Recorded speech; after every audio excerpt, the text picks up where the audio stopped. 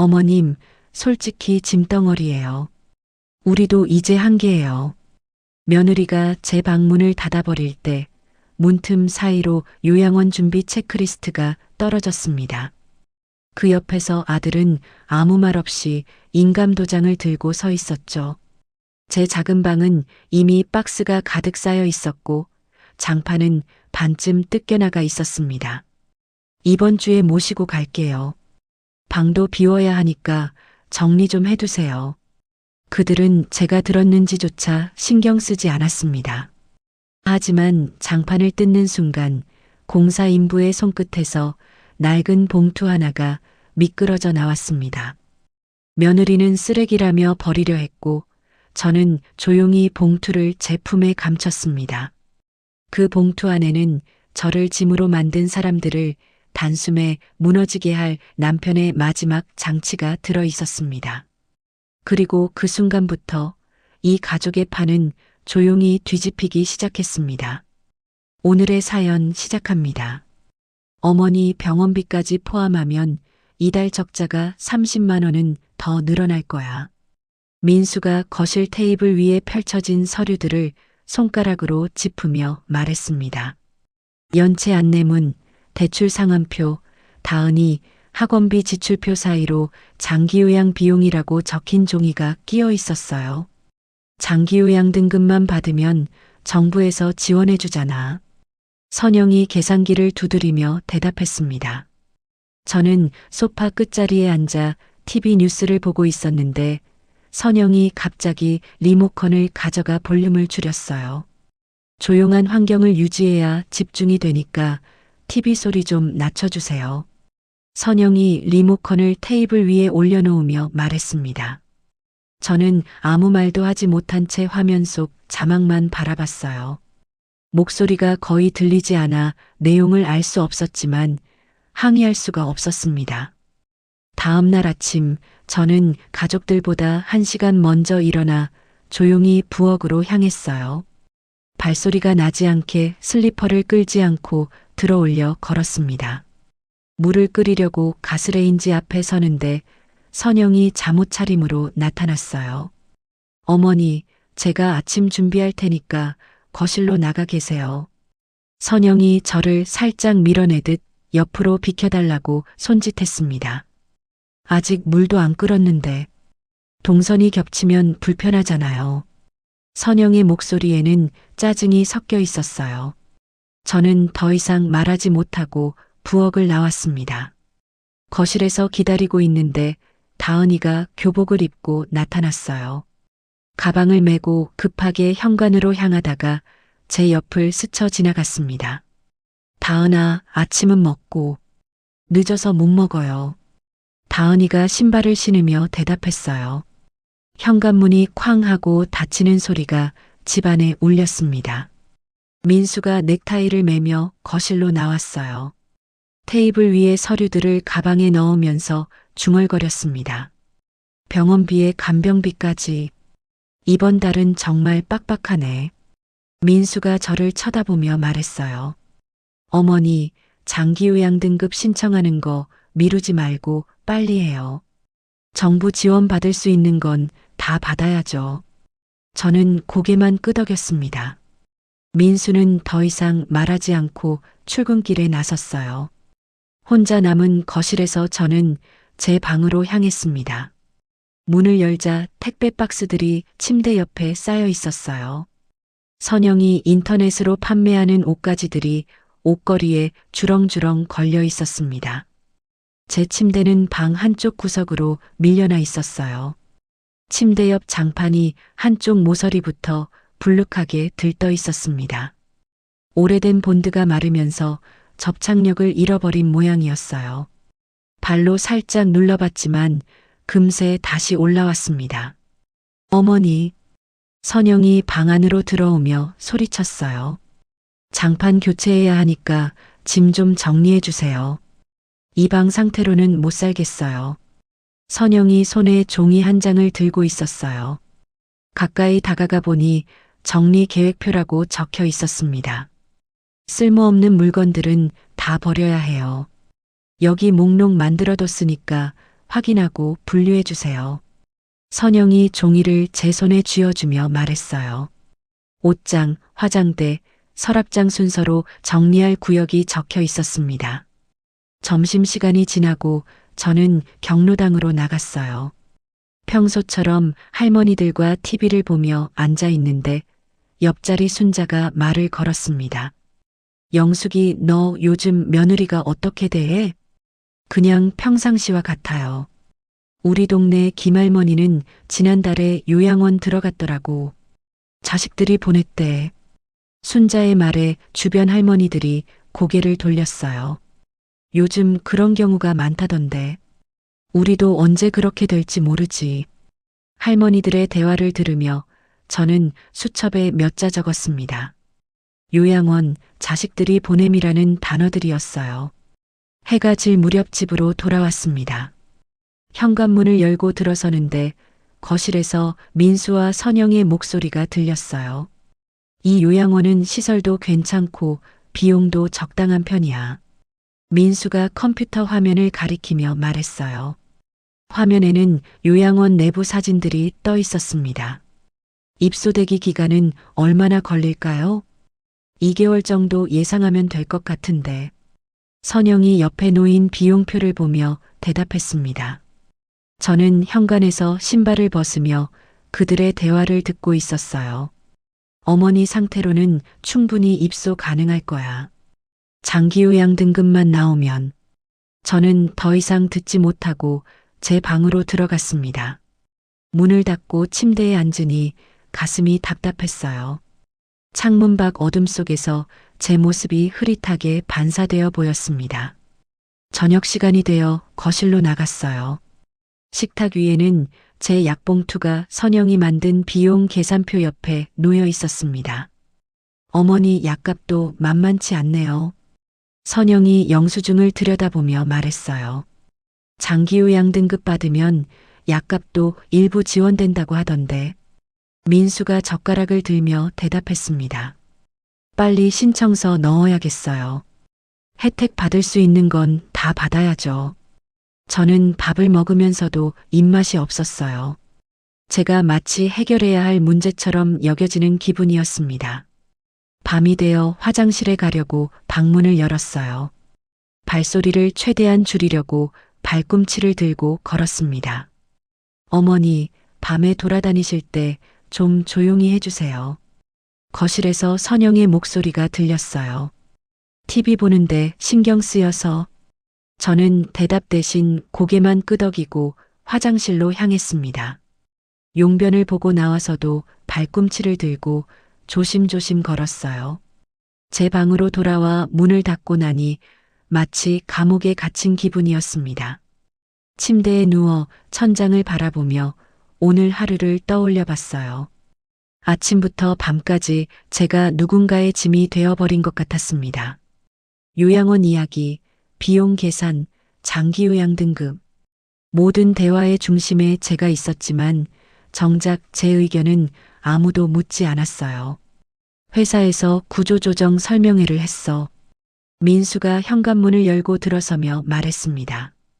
평소보다 어깨가 처져 보였어요. 양복 재킷을 소파에 던지고 주저앉았습니다. 구조조정이요? 선영이 부엌에서 나와 민수 옆에 앉았어요. 연봉 삭감은 확실하고 최악의 경우 퇴직도 각오해야 할 것 같아. 민수가 머리를 감싸 안으며 말했습니다. 저는 TV를 보는 척하면서 그들의 대화에 귀를 기울였어요. 그럼 대출 연장도 어려워지겠네요. 은행에서 소득증명서 다시 내라고 할 텐데. 민수가 테이블 위 계산기를 가져와 숫자를 두드렸습니다. 액정에 빨간 숫자들이 떴다 사라졌어요. 선영이 자리에서 일어나더니 서랍에서 파일철을 꺼내왔습니다. 어머니 장기요양 등급 신청. 더 이상 미룰 수 없겠어요. 파일철 표지에 장기요양 관련 서류라고 적혀 있었어요. 선영이 안에서 종이들을 꺼내 테이블에 늘어놓았습니다. 병원 진료 기록, 약 처방 전, 검사 결과 다 모아뒀어요. 정부 지원받으면 비용 부담이 훨씬 줄어들 거야. 민수가 서류들을 하나씩 들여다보며 말했어요. 다음 날 아침 선영이 저를 깨웠습니다. 어머니, 오늘 방문조사 나와요. 방문조사요? 장기요양 등급 받으려면 조사관이 와서 어머니 상태를 확인해야 해요. 선영이 제 옷장에서 낡은 옷을 꺼내왔어요. 이거 입으세요. 평소보다 좀 불편해 보이는 게 좋겠어요. 선영이 제 보행 보조기를 침대 옆으로 가져다 놓았습니다. 평소에는 잘 사용하지 않는 건데 일부러 눈에 띄는 곳에 두었어요. 약봉투도 여러 개 보이게 놓고 선영이 침대 옆 탁자 위에 약봉투들을 늘어놓았습니다. 제가 넘어졌을 때 생긴 멍 자국이 있는 팔도 잘 보이게 해달라고 했어요. 오후에 장기요양센터 직원이 방문했습니다. 중년 여성이었는데 친절한 목소리로 인사했어요. 안녕하세요. 장기요양 등급 판정을 위한 방문조사차 왔습니다. 어서 오세요. 여기 앉으세요. 선영이 그분을 거실 소파로 안내했습니다. 조사관이 서류를 펼치고 질문을 시작했어요. 어르신, 혼자서 밥 드시는데 어려움은 없으신가요? 제가 대답하려는데 선영이 먼저 말했습니다. 요즘 깜빡깜빡 하시는 게 늘어서 식사도 제대로 안 챙겨 드세요. 그런가요? 어르신은 어떻게 생각하세요? 조사관이 저를 바라보며 물었어요. 별로 그런 것 같지는. 아니에요. 며칠 전에도 가스 켜놓고 깜빡하신 일이 있었어요. 선영이 제 말을 자르며 대답했습니다. 저는 그런 일이 없었는데 뭐라고 말해야 할지 몰랐어요. 길을 잃으신 적은 있나요? 네, 자주 그래요. 경로당 가시다가 못 찾아서 헤매신 적도 있고. 선영이 또 제 대신 대답했습니다. 조사관이 체크리스트에 표시를 하며 고개를 끄덕였어요. 보행은 어떠신가요? 보조기 없이는 걷기 어려우세요. 넘어지신 적도 여러 번 있어서. 선영이 제 팔에 멍 자국을 가리키며 말했습니다.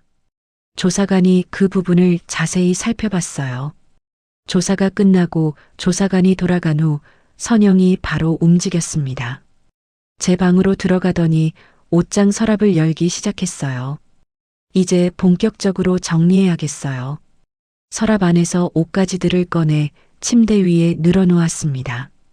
오래된 스웨터, 바지, 속옷들이 산더미처럼 쌓였어요. 이런 건 다 버리고 새로운 곳에서는 필요한 것만 가져가시면 돼요. 선영이 냉장고로 가서 종이를 붙였습니다. 세방 구조 및 짐 정리 기준표라고 적혀 있었어요. 저녁에 민수가 퇴직금 예상액을 다시 계산했습니다. 노트북 화면에 숫자들이 빼곡히 적혀 있었어요. 퇴직금으로 대출 일부는 갚을 수 있을 텐데 요양원 비용까지 생각하면 집 유지가 어려울 것 같아요. 선영이 옆에서 말했습니다. 차라리 집을 팔고 전세로 이사하는 게 나을지도. 민수가 새 종이에 뭔가를 적기 시작했어요. 집 매각 시 시나리오라고 제목이 적혀 있었습니다. 선영도 따로 종이를 가져와 그림을 그렸어요.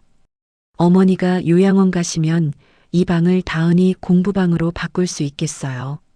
아니면 새를 놓는 것도 괜찮고.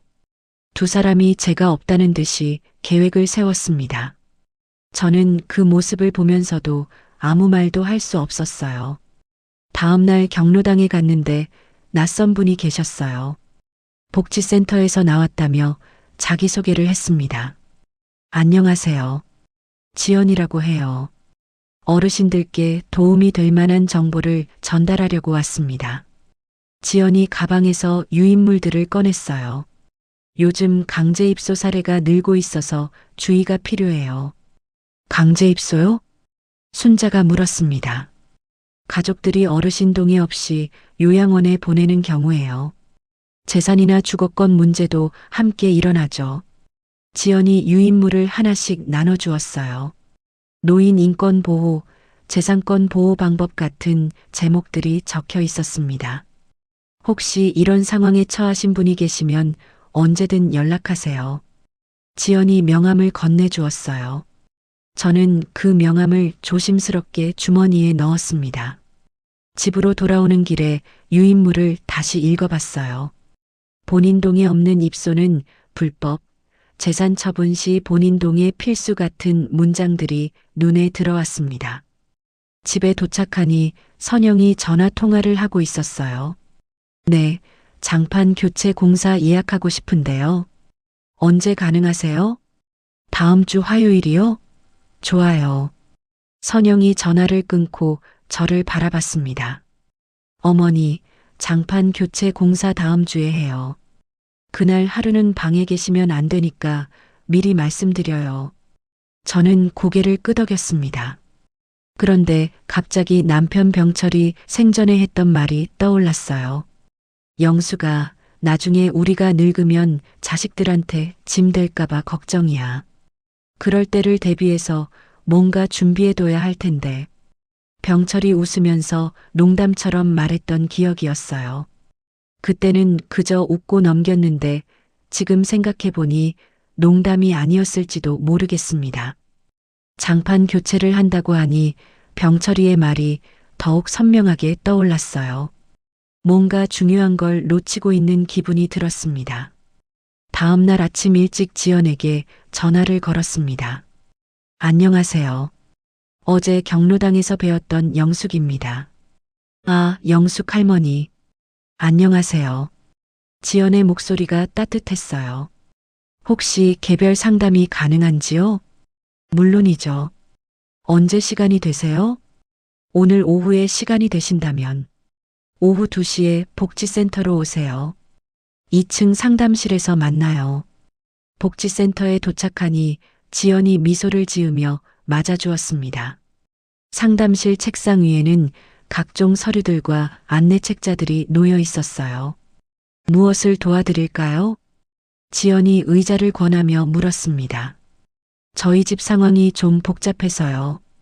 어디서부터 말씀드려야 할지. 저는 손을 비비며 말문을 열었습니다. 천천히 말씀하세요. 시간은 충분해요. 아들 며느리가 저를 요양원에 보내려고 하는 것 같아요.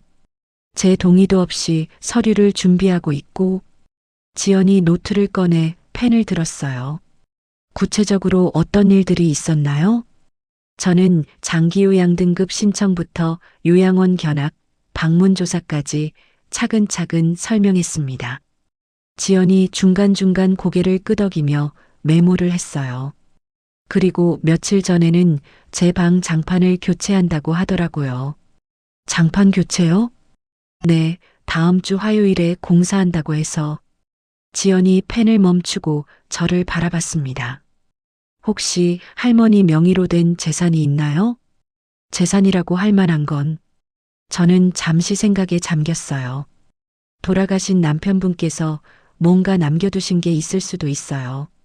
집에 있는 서류들을 모두 가져오시겠어요? 서류요? 통장, 도장, 계약서, 보험증서, 뭐든 있는 대로 다 가져오세요. 정리해 드릴게요. 집에 돌아와 장롱 깊숙한 곳을 뒤졌습니다. 맨 아래 서랍에서 먼지가 쌓인 서류철을 찾았어요. 병철이 정리해둔 것들이었습니다. 봉투에 묶인 채로 보관된 것들도 있었어요. 중요 서류라고 병철이 손글씨로 적어둔 것도 보였습니다. 이틀 후 지연을 다시 만났습니다. 가방 가득 서류들을 들고 상담실에 앉았어요. 정말 많이 가져오셨네요. 지연이 웃으며 서류들을 하나씩 펼쳐봤습니다. 이건 만료된 보험 증서고, 이건 오래된 적금 통장이네요. 버려야 할 것들인가요? 대부분 그렇지만 몇 개는 아직 유효해 보여요. 지연이 서류들을 두 무더기로 나누었습니다. 하나는 보관, 다른 하나는 폐기라고 적힌 상자였어요. 할머니, 남편분이 다른 곳에 뭔가 숨겨두신 적은 없나요? 지연이 조심스럽게 물었습니다. 숨겨둔다는 게 예를 들어 장롱 뒤나 마루 밑 같은 곳에요. 저는 갑자기 병철이의 말이 떠올랐어요. 그러고 보니 남편이 농담으로 장판 밑에 뭔가 숨겨뒀다고 한 적이 있어요. 농담이라고 하셨지만 한번 확인해 보는 게 좋겠어요. 지연이 진지한 표정으로 말했습니다. 실제로 그런 경우가 많거든요. 예전 어르신들은 중요한 걸 집 안 어딘가에 숨겨두시는 경우가 있어요. 화요일 장판 교체 공사 당일이었습니다. 아침 일찍 인부 2명이 왔어요. 어머니, 오늘 하루는 거실에만 계세요. 선영이 저를 밀어내듯 말했습니다. 인부들이 침대와 가구를 옮기고 장판을 걷기 시작했어요. 저는 거실에서 그 모습을 지켜봤습니다. 이게 뭐지? 인부 중 한 명이 무언가를 발견하고 소리쳤어요. 본드가 굳은 장판 틈 사이에서 비닐로 포장된 뭔가가 나왔습니다. 두꺼운 서류 뭉치 같아 보였어요. 쓰레기인가 보네요. 버릴게요. 선영이 그것을 휴지통으로 가져가려 했습니다. 잠깐만요. 저는 급하게 달려가 그것을 받아들었어요. 그냥 오래된 서류일 거예요. 제가 확인해 볼게요. 버려도 되는 거 아니에요? 선영이 의아한 표정을 지었지만 더 이상 신경 쓰지 않았어요. 인부들이 새 장판을 깔고 철수한 후 저는 그 봉투를 가방 맨 아래 숨겼습니다. 밤이 될 때까지 기다렸어요. 가족들이 모두 잠든 밤 조용히 봉투를 열어봤습니다. 비닐 안에서 여러 장의 서류가 나왔어요. 첫 번째는 토지 등기부등본이었습니다. 소유자란에 제 이름이 적혀 있었어요. 영숙이라고 또박또박 인쇄되어 있었습니다. 그 다음에는 지적도와 토지 매매 영수증이 있었어요. 그리고 맨 마지막에 병철이 손글씨로 쓴 편지가 들어 있었습니다. 영수가 이 땅은 내 명의로 해뒀다. 가족 간에 갈등이 생기면 이걸 사용해라. 절대 먼저 알리지는 말고 네가 판단해서 써라. 사랑한다. 편지를 읽고 나니 눈물이 났어요. 병철이 저를 위해 이런 준비를 해뒀다니. 다음 날 아침 일찍 지연에게 전화했습니다. 지연 씨 찾았어요. 남편이 숨겨둔 서류를. 정말요? 지금 오실 수 있어요? 1시간 후 상담실에서 지연에게 모든 서류를 보여줬습니다. 지연이 등기부등본을 꼼꼼히 살펴봤어요. 할머니, 이 땅 현재 시세를 확인해 봐야겠어요. 최신 등기부도 다시 발급받고요. 그게 가능한가요? 물론이죠. 할머니 명의니까 언제든 발급받을 수 있어요. 지연이 컴퓨터로 부동산 사이트에 접속했습니다. 주소를 입력하니 해당 지역 시세가 나왔어요. 생각보다 꽤 괜찮은 가격이네요. 이 정도면 임대주택 보증금은 충분히 마련할 수 있을 것 같아요. 임대주택이요? 네, 혼자 사실 수 있는 작은 집 말이에요. 더 이상 눈치 보지 않고 독립적으로 살 수 있어요. 지연이 서랍에서 체크리스트를 꺼내 주었습니다. 이사 준비 단계별 안내서라고 적혀 있었어요. 천천히 준비해 보세요. 할머니가 결정하시는 거예요. 복지센터를 나와 버스에 앉았습니다. 창밖 풍경을 바라보며 체크리스트를 다시 읽어봤어요. 임대주택 신청, 보증금 마련, 생활비 계산, 이사 준비. 각 항목을 하나씩 점검해 보니 모든 게 가능해 보였습니다. 병철이 남겨준 땅이 있으니까요. 처음으로 제가 선택할 수 있는 길이 보였습니다. 더 이상 누구의 짐이 되지 않아도 되는 제 이름으로 살 수 있는 길이었어요. 다음 날 아침 일찍 동사무소로 향했습니다. 민원실 앞에서 잠시 망설이다가 용기를 내어 들어갔어요. 노인 임대주택 신청 관련해서 문의하고 싶은데요. 창구 직원이 친절하게 웃으며 서류를 꺼내 주었습니다. 자산 기준이 어떻게 되나요? 부동산은 1억 3천만 원 이하, 금융재산은 500만 원 이하입니다. 직원이 안내서를 가리키며 설명했어요. 그런데 소규모 토지는 예외 조건이 있어요. 예외 조건이요? 농지나 임야 같은 경우에는 일정 조건 하에서 가능합니다. 저는 메모장에 적으며 더 자세히 물어봤습니다. 제가 가진 땅이 그런 조건에 해당하는지 확인할 수 있나요? 등기부등본을 가져오시면 확인해 드릴 수 있어요. 동사무소를 나와 곧바로 법률구조공단으로 향했습니다. 지연이 알려준 곳이었어요. 재산권과 거주권 문제로 상담받고 싶습니다. 접수대 직원이 대기표를 주었습니다. 1시간을 기다린 후 상담실로 들어갔어요. 어르신, 무슨 일로 오셨나요? 젊은 변호사가 책상 앞에 앉아 물었습니다. 자식들이 제 동의 없이 요양원에 보내려고 하는 것 같아서요. 구체적으로 어떤 상황인지 말씀해 주세요. 저는 장기요양 등급 신청부터 요양원 견학까지 모든 과정을 설명했습니다. 그런 경우라면 기록과 증거를 남겨두는 게 중요해요. 변호사가 노트에 뭔가를 적어주었습니다. 날짜, 상황, 누가 뭐라고 했는지 모든 걸 일지로 남겨두세요. 일지요? 네, 나중에 문제가 될 때 중요한 증거가 됩니다. 변호사가 안내 책자를 건네주었어요. 노인 인권 보호와 강제 입소 예방 방법이라고 적혀 있었습니다. 집으로 돌아와 새 공책을 하나 샀습니다. 표지에 일지라고 적고 날짜별로 정리하기 시작했어요. 3월 15일 마이너스 민수가 요양원 비용 계산함. 선영이 입소 신청서 준비한다고 함. 3월 16일 마이너스 장기요양 등급 조사관 방문. 선영이 제 대신 대답함. 하나씩 적어가니 상황이 정리되었습니다. 다음 날 은행에 갔습니다. 땅 관련 대출 상담을 받기 위해서였어요. 토지 담보 대출 상담받고 싶습니다. 등기부등본 가져오셨나요? 창구 직원이 서류를 받아보았습니다. 이 정도 면적이면 현재 시세로는 6천만 원 정도 되겠네요. 담보대출은 얼마까지 가능한가요? 시세의 70% 정도니까 4천만 원 가량 가능할 것 같습니다. 직원이 계산기를 두드리며 설명했어요. 그런데 대출 시에는 소유주 본인의 서명과 인감도장이 필요해요. 다른 사람은 개입할 수 없나요? 절대 불가능합니다. 소유주 본인만 가능해요. 그 말을 듣고 안심이 되었습니다. 제가 동의하지 않는 한 아무도 이 땅을 건드릴 수 없다는 뜻이었어요. 집에 돌아오니 선영이 제 방에서 뭔가 하고 있었습니다. 새로 깐 장판 위에 투명 박스들이 늘어서 있었어요. 어머니 옷들 정리하는 중이에요. 선영이 제 스웨터를 박스에 넣으며 말했습니다. 이제 이 방은 창고로 쓸 예정이니까 옷들은 베란다로 옮겨둘게요. 창고요? 네, 어차피 어머니는 곧.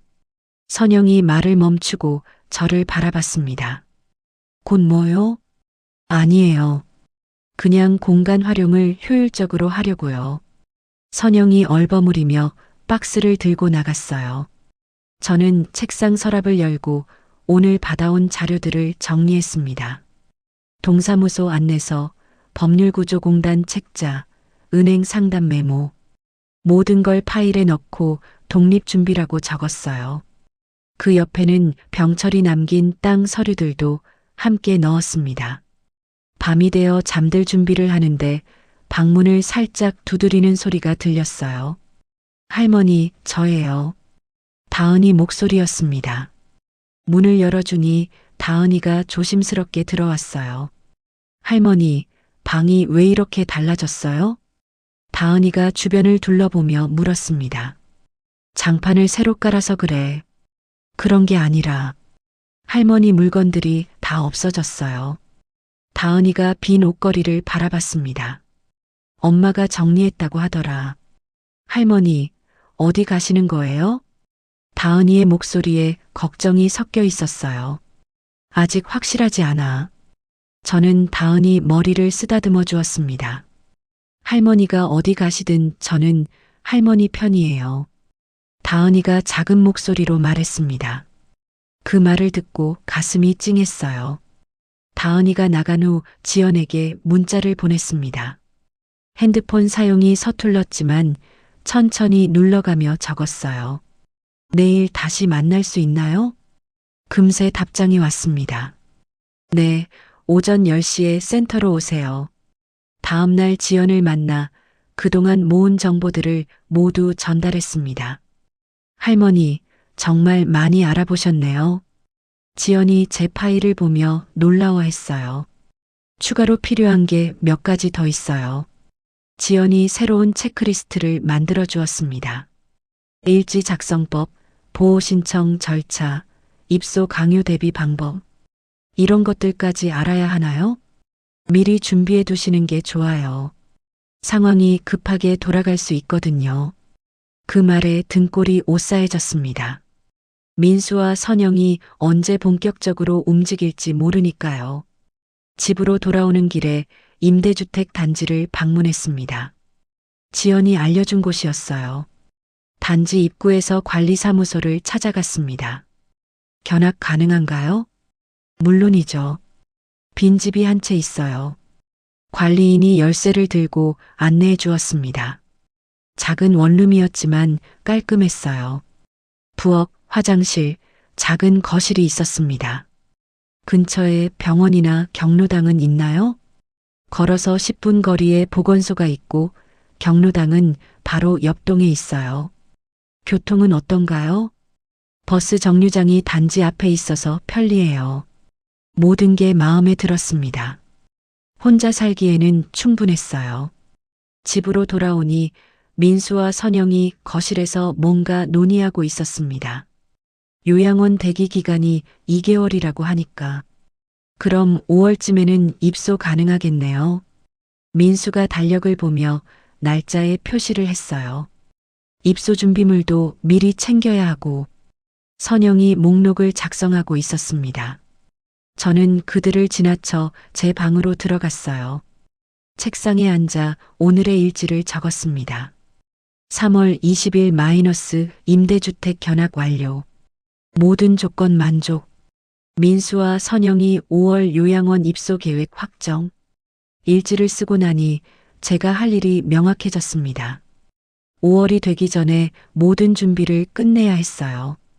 더 이상 당할 수만은 없었습니다. 이제는 제가 주도권을 잡을 차례였어요. 임대주택 견학을 마친 다음 날 지연과 함께 입주 신청서를 작성했습니다. 보증금은 3천만 원이고 월세는 30만 원이에요. 지연이 계산기를 두드리며 설명했어요. 땅을 담보로 대출받으면 충분히 가능한 금액이죠? 네, 그런 것 같아요. 저는 신청서에 이름을 적으며 떨리는 마음을 달랬습니다. 잔금 마련 일정도 짜볼까요? 지연이 달력을 펼치며 날짜들의 표시를 했어요. 4월 말까지 모든 절차를 끝내는 게 좋겠어요. 집으로 돌아오는 길에 마음이 한결 가벼워졌습니다. 드디어 제 삶을 되찾을 수 있을 것 같았어요. 집에 도착하니 선영이 핸드폰을 들고 뭔가 열심히 찾고 있었습니다. 여보, 이거 봐. 선영이 민수를 불렀어요. 뭔데? 부동산 앱에서 찾아봤는데 우리 동네 근처에 어머니 명의 땅이 있어. 민수가 선영 옆으로 다가가 핸드폰 화면을 들여다봤습니다. 여기 시세 봐. 생각보다 꽤 나가네. 이 정도면 대출 다 갚고도 남을 것 같은데? 두 사람이 수군거리며 계산을 하기 시작했어요. 저는 모르는 척하며 제 방으로 들어갔습니다. 다음 날 아침 가방을 확인해 보니 뭔가 이상했어요. 서류들이 제가 정리해둔 순서와 달랐습니다. 누군가 뒤진 것 같은데. 저는 조심스럽게 서류들을 다시 정리했어요. 등기부등본이 살짝 구겨져 있었습니다. 점심때 민수가 일찍 들어왔어요. 평소보다 표정이 밝아 보였습니다. 어머니, 잠깐 이야기할 게 있어요. 민수가 거실 소파에 앉으며 저를 불렀어요. 좋은 요양원을 확보했는데 입소 비용을 마련하려면. 입소 비용요? 네, 보증금 같은 게 필요해서요. 민수가 선영과 눈빛을 주고받았습니다. 혹시 아버지께서 남겨두신 서류 같은 게 있나요? 선영이 조심스럽게 물었어요. 무슨 서류요? 토지 같은 재산 관련 서류 말이에요. 저는 아무것도 모른다는 표정을 지었습니다. 글쎄요, 잘 모르겠는데요. 만약 있다면 보여주세요. 필요할 때 활용할 수 있잖아요. 민수가 더 직접적으로 말했어요. 없는 것 같은데요. 저는 고개를 저었습니다. 며칠 후 우편함에 편지들이 여러 개 들어 있었어요. 주거복지센터, 법률구조공단에서 온 것들이었습니다. 선영이 편지들을 보더니 눈살을 찌푸렸어요. 어머니, 이런 곳에 언제 다녀오셨어요? 그냥 궁금해서 물어본 거예요. 무엇이 궁금하셨다고요? 선영이 편지를 열어보려 했지만 저는 얼른 가져갔습니다. 제 편지니까 제가 볼게요. 선영의 얼굴에 의심스러운 표정이 떠올랐어요. 저녁 식사 중에 민수가 돌려서 말하기 시작했습니다. 어머니, 사실 저희가 알고 있어요. 뭘 알고 있다는 거예요? 아버지께서 남겨두신 땅 말이에요. 민수가 젓가락을 놓고 저를 바라봤어요. 어머니 건강도 좋지 않으시고 하니까 그 땅을 활용하는 게 어떨까요? 활용이요? 팔면 당장 돈이 되잖아요. 요양원 비용도 해결되고 저희 대출도 정리할 수 있고 선영이 거들어 말했습니다. 가족 모두에게 도움이 되는 일이에요. 저는 아무 대답도 하지 않았습니다. 밥을 먹는 척하며 시간을 끌었어요. 어머니, 답답해서 그러는데 솔직히 말씀하세요. 민수의 목소리에 짜증이 섞이기 시작했어요. 정말 모르겠어요. 저는 계속 잡아떼었습니다. 밤늦게 민수가 제 방으로 들어왔어요. 평소 같으면 노크를 했을 텐데 그날은 그냥 들어왔습니다. 어머니, 죄송하지만 가방을 확인했어요. 민수가 미안한 표정을 지으며 말했어요. 가방을요? 네, 등기부등본을 봤어요. 아버지 명의가 아니라 어머니 명의더라고요. 제 심장이 빨리 뛰기 시작했습니다. 어머니, 이해해 주세요. 저희도 절박한 상황이에요. 민수가 무릎을 꿇고 앉았어요. 회사에서 구조조정 당할 수도 있고 대출은 연장이 안 되고 그 땅을 팔면 모든 문제가 해결돼요. 어머니도 좋은 곳에서 편하게 지내실 수 있고요. 선영도 방 안으로 들어와 저를 설득했습니다. 가족이 다 같이 살 길을 찾아야죠. 두 사람이 번갈아가며 말했지만 저는 입을 열지 않았어요. 어머니, 제발 도와주세요. 민수가 고개를 숙이며 간청했습니다. 저는 자리에서 일어나 가방을 가져왔어요. 그리고 모든 서류를 다시 정리하기 시작했습니다. 뭐 하시는 거예요? 제 서류니까 제가 보관할 거예요. 저는 등기부등본과 땅 관련 서류들을 모두 가방에 넣었어요. 어머니, 인감도장은 따로 보관할 거예요. 저는 도장을 별도 주머니에 넣어 외투 안주머니에 숨겼습니다. 서류만 봐도 되니까. 민수가 다시 말했지만 저는 고개를 저었어요. 아무도 건드리지 마세요. 저는 단호하게 말했습니다. 민수와 선영이 서로 눈빛을 주고받더니 방에서 나갔어요. 문이 닫힌 후 저는 가방을 꽉 껴안고 앉았습니다. 이제 완전히 들켜버렸어요. 하지만 서류와 도장은 제가 지킬 수 있었습니다. 다음 날 선영이 인터넷으로 땅 주변 개발 계획을 찾아보고 있었어요. 여보, 이 땅 완전 대박이야. 근처에 아파트 단지 들어선대. 그럼 시세가 더 오를 수도 있겠네. 지금 팔아도 충분하지만 조금 더 기다리면. 두 사람이 제가 없는 것처럼 계획을 세웠습니다. 저는 그 모습을 보며 더욱 확신했어요. 이들에게 제가 그저 돈이 될 수 있는 수단일 뿐이라는 걸 말이에요. 그날 밤 지연에게 문자를 보냈습니다. 상황이 급해졌어요. 내일 만날 수 있나요? 이제 더 이상 미룰 수 없었습니다. 본격적으로 움직일 때가 왔어요. 다음 날 아침 민수가 회사에서 전화를 받고 있었습니다. 목소리가 점점 작아지더니 한숨을 크게 쉬었어요. 알겠습니다. 네, 내일 서류 가져올게요. 전화를 끊고 나서 민수가 식탁에 털썩 앉았습니다. 구조조정 확정이야. 민수가 머리를 감싸 안으며 말했어요. 월급 20% 삭감에 부서도 바뀐대.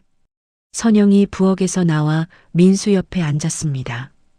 그럼 대출 연장은? 불가능할 거야. 소득 증명서 새로 내라고 하는데. 민수가 테이블을 손으로 탁 쳤어요. 어머니. 선영이 갑자기 저를 바라보며 소리쳤습니다. 이제 정말 어쩔 수 없어요. 땅 담보로 대출 통합해야겠어요. 담보요? 저는 놀란 척 물었어요. 인감 도장하고 신분증 주세요. 은행에 가서 서류 작성해야 해요. 선영이 손을 내밀었습니다. 서류부터 읽어봐야죠. 무슨 서류를 읽어요? 시간이 없다고요. 그래도 제 도장을 찍는 건데. 저는 고개를 저었습니다. 선영이 서랍에서 서류 뭉치를 가져왔어요. 근저당 설정 계약서, 채권 최고액 같은 어려운 말들이 빼곡히 적혀 있었습니다. 저는 서류를 한 장씩 넘겨보며 시간을 끌었어요. 담보물권 행사, 경매 처분 같은 무서운 단어들이 보였습니다. 이게 무슨 뜻이에요? 그냥 형식적인 거예요. 대출만 받으면 되는 거라고요. 선영이 초조해하며 말했어요. 그때 민수가 가슴을 움켜쥐며 신음했습니다. 아, 가슴이. 여보, 왜 그래요? 선영이 깜짝 놀라며 민수를 부축했어요. 숨이 잘 안 쉬어져. 민수가 소파에 기대며 거칠게 숨을 쉬었습니다. 119 불러야겠어요. 선영이 급하게 전화를 걸었어요. 응급실에서 몇 시간을 기다린 후 의사가 나왔습니다. 스트레스성 흉통으로 보입니다. 심장에는 이상 없어요. 다행이네요. 선영이 안도의 한숨을 쉬었어요. 집으로 돌아오는 차 안에서 선영이 말했습니다. 어머니, 이번 일로 알았죠? 여보 스트레스가 얼마나 심한지. 이 모든 게 돈 때문이에요. 어머니가 도와주시면 되는 건데. 선영의 목소리에 원망이 섞여 있었어요. 다음 날 선영이 갑자기 나들이를 가자고 했습니다. 어머니, 요양원 한 번 더 견학 가보실래요? 또요? 한 번 더 보시고 마음 편히 결정하세요. 선영이 억지로 웃으며 말했어요. 요양원에 도착하니 선영이 미리 연락을 해둔 모양이었습니다. 상담 직원이 반갑게 맞아주었어요. 어르신, 오늘 입소 신청서 작성하시죠? 입소 신청서요? 저는 당황했습니다. 네, 보호자분께서 미리 연락하셨어요. 상담 직원이 서류를 내밀었어요.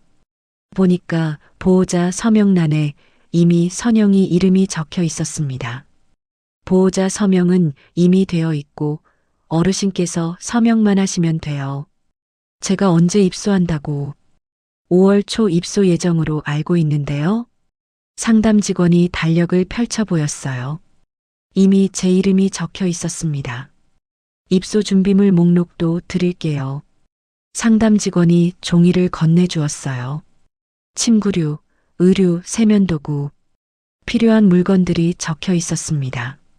집으로 돌아오는 길에 저는 충격에 빠져 있었어요. 제가 이미 입소 확정자로 취급되고 있다니. 그날 밤 지연에게 긴급히 연락했습니다. 지연 씨, 상황이 심각해요. 무슨 일이에요?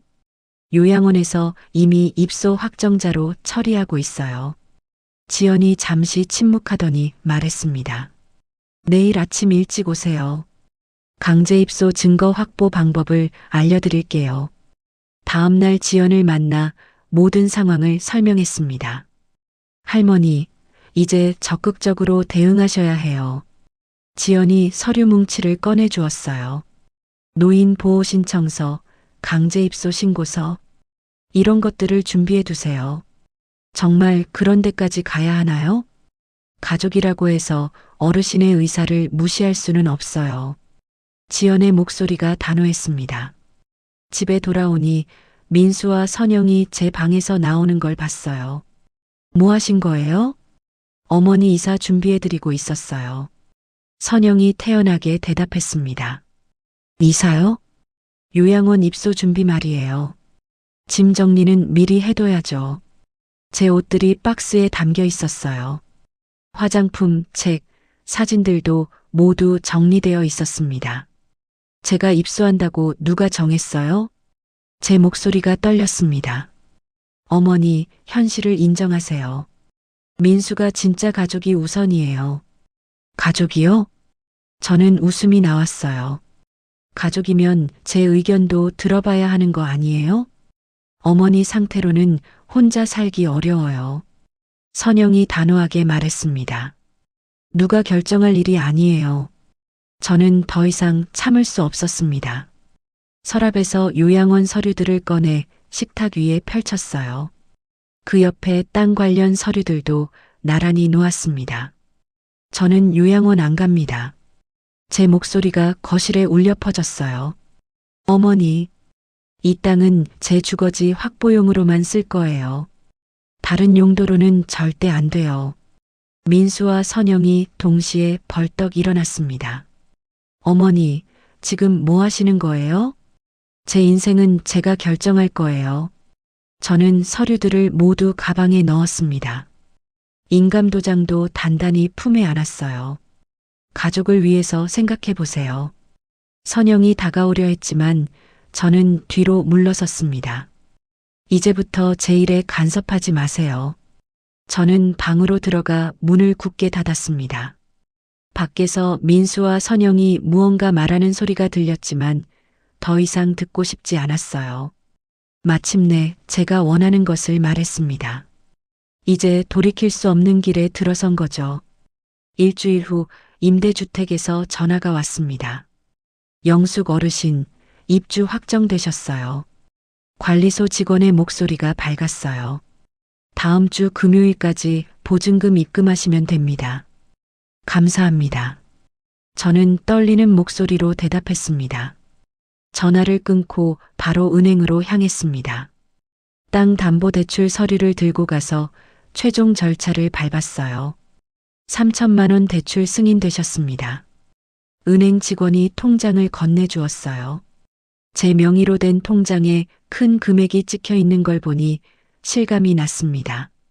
집으로 돌아오니 선영이 제 방에서 줄자를 들고 있었어요. 어머니, 이 방 크기 재보고 있어요. 왜요? 다은이 공부방으로 바꾸려고요. 선영이 벽면을 가리키며 말했습니다. 여기에 책상 놓고 저기에 책장 놓으면 딱 좋겠어요. 마치 제가 이미 나간 것처럼 계획을 세우고 있었어요.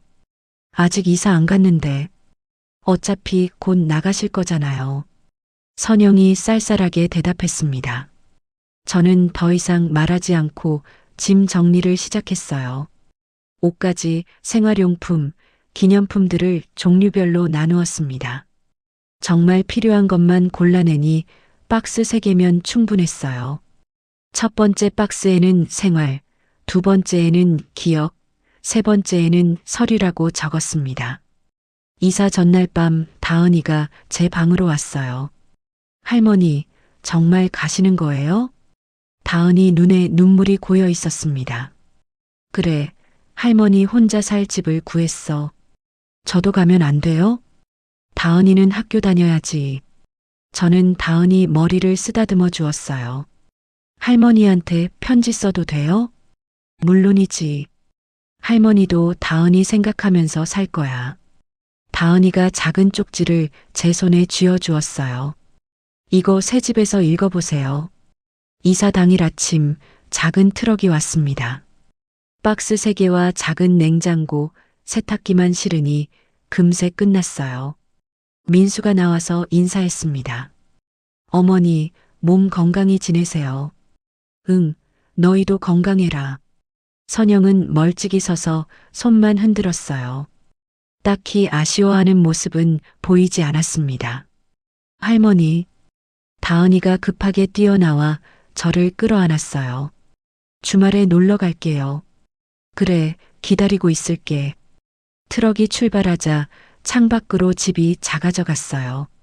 40년 동안 살던 곳이었지만 아쉬움보다는 홀가분한 마음이 들었습니다. 새 집에 도착해서 짐을 정리했어요.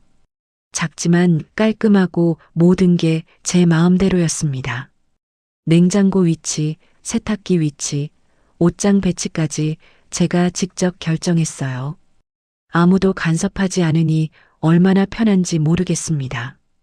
보증금 납부 영수증도 꼼꼼히 확인하고 파일에 정리했어요.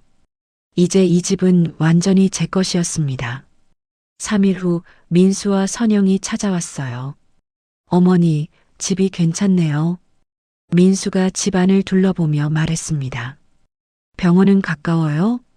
선영이 물어봤어요. 걸어서 10분이면 보건소 가요. 경로당도 바로 옆에 있고, 저는 이미 생활 동선을 다 파악해둔 상태였습니다. 식사는 어떻게 하세요? 시장에서 필요한 것만 사서 직접 해요. 혼자 먹기엔 충분해요. 민수와 선영이 서로 눈빛을 주고받았어요. 혹시 불편한 거 있으면 연락하세요. 응, 알겠다. 저는 간단하게 대답했습니다. 그들이 돌아간 후 저는 다은이 쪽지를 꺼내 읽어봤어요. 할머니가 용감하다고 생각해요. 저도 나중에 할머니처럼 제 길을 찾고 싶어요. 사랑해요. 다은이의 글씨를 보니 가슴이 따뜻해졌습니다. 일주일 후 민수에게서 전화가 왔어요. 어머니, 은행에서 대출 연장 거절당했어요. 그래. 집을 팔고 전세로 이사해야 할 것 같아요. 민수의 목소리가 풀이 죽어 있었어요. 그럼 그렇게 해라. 어머니. 뭐? 혹시 도움을 받을 수 있을까요? 어떤 도움? 이사 비용이나 전세 보증금 일부. 저는 잠시 생각했습니다. 다은이 학원비 정도는 도울 수 있어. 그거 말고는 어려워. 민수가 한숨을 쉬었습니다. 알겠어요. 저희가 알아서 할게요. 응, 그렇게 해. 전화를 끊고 나니 마음이 편했어요. 예전 같으면 모든 걸 다 해결해 주려고 했을 텐데 이제는 선을 그을 수 있었습니다. 첫 주말에 다은이가 놀러 왔어요. 할머니 집 정말 예뻐요. 다은이가 집안을 돌아다니며 신기해했습니다. 여기서 혼자 살기 좋아요? 응, 아주 좋아. 저는 다은이에게 작은 열쇠고리를 건네주었어요. 이거 뭐예요? 할머니 집 열쇠야. 다은이가 언제든 올 수 있게. 다은이가 열쇠고리를 꼭 쥐며 웃었어요. 할머니, 여기서 뭐하고 지내세요? 아침에 일어나서 운동하고, 시장 보고, 경로당 가고. 저는 새로 만든 일정표를 보여주었어요. 벽에 붙여둔 식단표와 약 복용표도 가리켰습니다. 모든 걸 할머니가 직접 정하신 거예요? 그럼 이제는 할머니 마음대로야. 다은이가 신기하다는 듯이 고개를 끄덕였어요. 저녁에 다은이를 집에 데려다주고 돌아왔습니다. 새집 거실에 앉아 일지에 오늘 있었던 일을 적었어요. 첫 주말 다은이 방문. 새로운 일상 정착 중. 모든 결정을 스스로 내리는 기분이 좋다. 처음으로 제 이름으로 된 삶을 살고 있었습니다. 누구도 저를 짐이라고 여기지 않는 곳에서 말이에요. 새 집에서 살기 시작한 지 한 달이 지나자 완전히 새로운 리듬이 생겼습니다. 매일 아침 6시에 일어나 간단한 체조를 했어요. 아무도 눈치를 주지 않으니 라디오 소리를 키우고 신나게 할 수 있었습니다. 일지도 이제 피해 기록 대신 오늘 한 일을 적었어요. 5월 3일 마이너스 경로당에서 요가 배움. 시장에서 생선 샀음. 저녁에 다은이와 통화. 5월 5일 마이너스 혼자 영화관 감. 팝콘도 사 먹음. 재미있었음. 예전에는 생각도 못했던 일들이었어요. 그런데 어느 날 민수에게서 다시 전화가 왔습니다. 어머니, 전세 보증금이 부족해서 저번에 어려우다고 했잖니. 정말 급해요. 집주인이 계약 연장을 안 해준대요. 민수의 목소리에 절박함이 섞여 있었어요. 그럼 더 싼 곳으로 이사하든지. 어머니, 제발. 민수야, 너도 이제 어른이야. 네가 알아서 해결해. 저는 단호하게 말했습니다. 전화를 끊고 나니 예전 같으면 마음이 아팠을 텐데 이번에는 담담했어요. 제가 도와준다고 해서 근본적인 해결이 되는 게 아니라는 걸 알았거든요. 며칠 후 지연과 상담을 받으러 갔습니다. 할머니, 정말 잘 지내시는 것 같아요. 지연이 제 얼굴을 보며 웃었어요. 얼굴이 많이 밝아지셨네요. 저도 그런 기분이에요. 오늘은 유언장 작성해 보는 게 어떨까요? 지연이 서류를 꺼내며 말했습니다. 벌써요? 미리 정리해 두시는 게 좋아요. 나중에 또 문제 생기는 걸 막을 수 있거든요. 저는 고개를 끄덕이며 펜을 들었어요. 누구에게 뭘 남겨주고 싶으세요? 다은이에게는 소액 적금하고 편지를 남기고 싶어요. 아드님과 며느님에게는요? 주거 간섭 금지 조항을 넣어주세요. 지연이 놀란 표정을 지었어요. 그런 것도 가능해요? 네, 충분히 가능해요. 할머니 집에 함부로 들어오지 못하게 할 수 있어요. 저는 유언장에 제 생각을 차근차근 적었습니다. 다은이에게는 사랑을, 민수와 선영에게는 경계를 분명히 했어요. 6월 말쯤 민수와 선영이 결국 작은 전셋집으로 이사했습니다. 도움을 요청했지만 저는 다은이 학원비만 지원했어요. 어머니, 정말 매정하시네요. 선영이 마지막에 한마디 했지만 저는 대답하지 않았습니다. 그 후로는 연락이 뜸해졌어요. 명절 안부 정도만 주고받을 뿐이었습니다. 대신 다은이와는 더 가까워졌어요. 고등학교에 올라간 다은이가 진로 고민을 털어놓았습니다. 할머니, 저도 경제학과 가고 싶어요. 왜? 할머니처럼 제 돈을 제가 관리하고 싶어요. 다은이의 말에 저는 뿌듯했습니다. 다은아, 가장 중요한 건 남에게 기대지 말고 스스로 선택하는 거야. 네, 할머니가 보여주셨잖아요. 저는 일지 사례들을 들려주며 다은이에게 조언했어요. 어떻게 하면 누구에게도 휘둘리지 않고 살 수 있는지 말이에요. 어느 저녁 TV에서 노인 재산권 관련 프로그램이 나왔습니다. 요즘 자식들이 부모님 재산을 노리는 사례가 늘고 있습니다. 화면 속 사례들이 제 경험과 너무나 비슷했어요. 중요한 것은 본인의 의지입니다. 아무리 가족이라도 강요할 수는 없거든요. 전문가의 말을 들으며 저는 제가 옳은 선택을 했다는 확신이 들었습니다. 밤에 병철이 남긴 편지를 다시 읽어봤어요. 가족 간의 갈등이 생기면 이걸 사용해라. 절대 먼저 알리지는 말고 네가 판단해서 써라. 병철이 정말로 이런 상황을 예상했던 거였네요. 땅 문서와 편지 그리고 선택할 수 있는 권리를 제때 사용해서 제 삶을 되찾았습니다. 이제는 정말로 내 이름으로 된 삶을 살고 있었어요. 9월에 다은이가 대학 입시 준비를 본격적으로 시작했습니다. 할머니, 대학 가면 더 자주 놀러 올게요. 그래, 할머니가 기다릴게. 할머니 집이 저한테는 진짜 집 같아요. 다은이의 말에 가슴이 뭉클했습니다. 그 말을 듣고 저는 다은이를 위한 적금을 하나 더 만들었어요. 나중에 대학 등록금에 보탤 수 있도록 말이에요. 겨울이 되자 제 생활은 완전히 안정되었습니다. 아침 운동, 시장 보기, 경로당 활동, 저녁 TV 시청, 모든 것이 제 의지대로였어요.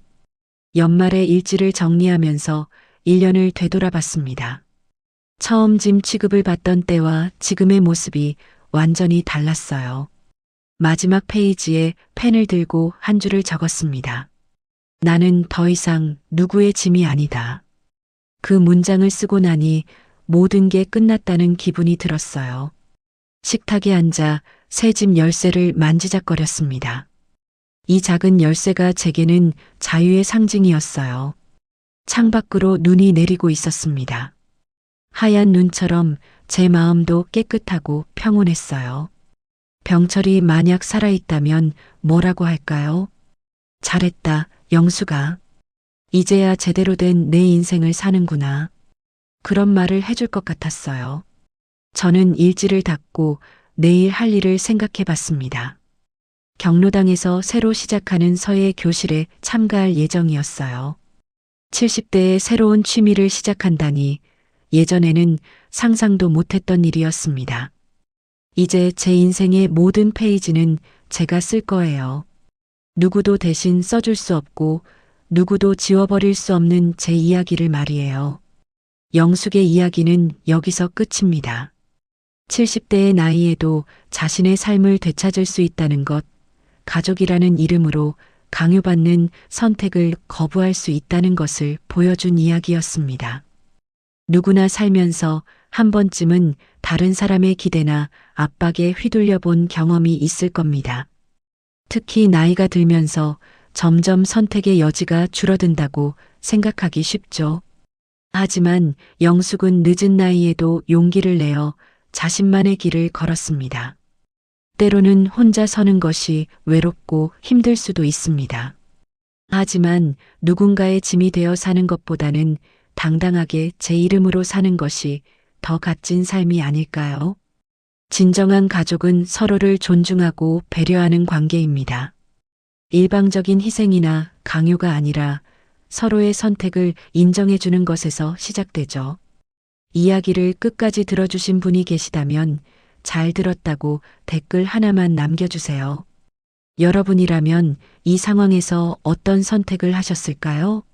감사합니다.